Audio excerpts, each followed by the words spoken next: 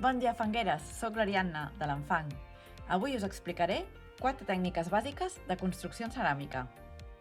En ceràmica tenim 4 tècniques bàsiques de construcció: xurros, planxa, pessic i modelat. Tindríem una cinquena, el torn, però com que és una tècnica molt concreta i molt específica, és per un vídeo a part. Avui només ens centrarem en les tècniques de construcció manuals. Tècnica dels xurros. Els xurros són cilindres de fang llargs i amb un mateix gruix. Es fan fent una petita pressió sobre el tros de fang al mateix temps que fem un moviment oscil·lant amb les mans endavant i endarrere. Consisteix en anar col·locant un xurro sobre de l'altre seguint la forma desitjada, unint amb els dits, amb alguna eina o amb alguna superfície llisa i plana. Aquesta tècnica ens permet construir qualsevol tipus de forma. Tècnica de la planxa. Sobre una tela anirem col·locant trossets de fang un al costat de l'altre.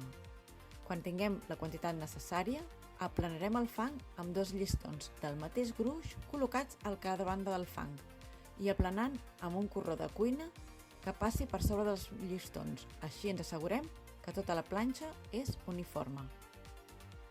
Amb la tècnica de la planxa es poden retallar plantilles per construir peces o col·locar-la directament sobre d'una superfície, motllo o el que es vulgui per donar-li la forma desitjada.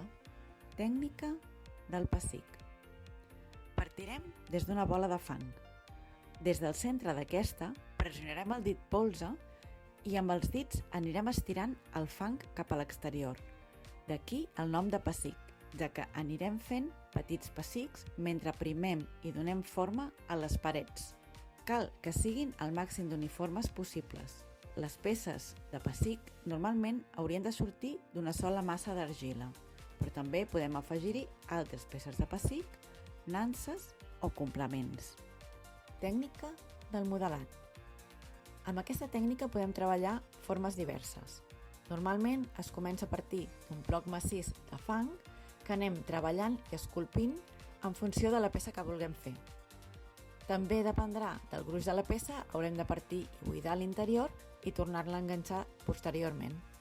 Si la peça no és excessivament gran o les parets no són excessivament gruixudes, aquest últim pas el podem obviar. A la xarxa podreu trobar diferents variacions d'aquestes 4 tècniques bàsiques que us he explicat. Vosaltres, quina és la que més us ha agradat? N'hi ha alguna que teniu com a preferida?